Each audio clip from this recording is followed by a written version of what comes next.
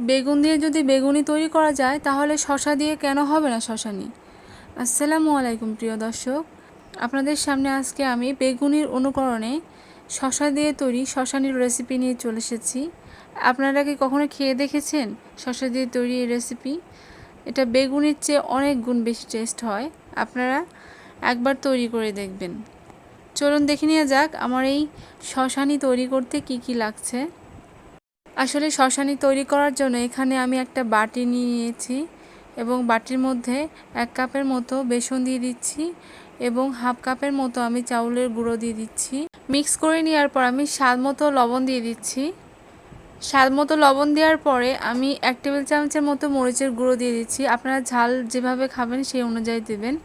এবং half table চামচের মতো আমি বেকিং সোডা দিয়ে দিচ্ছি।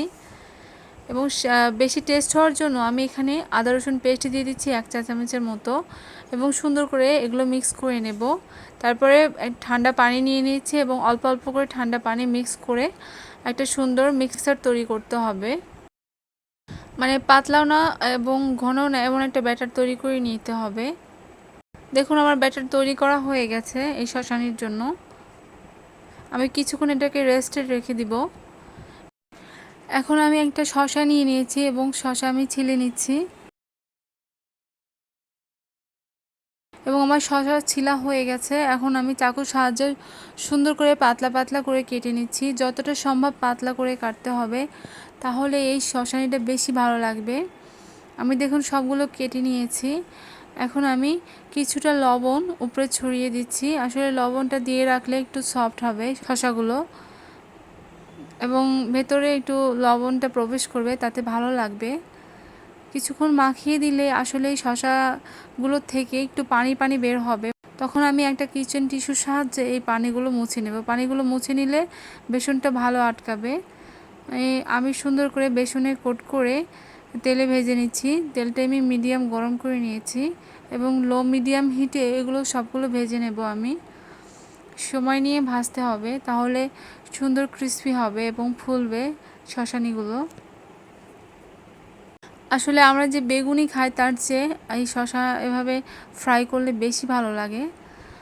আর অনেকের বেগুনি অ্যালার্জি আছে, খেলে সমস্যা, তাই আপনারা চেষ্টা করবেন এই শশা দিয়ে এটা তৈরি করতে। দেখবেন যে অনেক বেশি টেস্ট, বেগুনের চেয়ে অনেক বেশি টেস্ট হয়।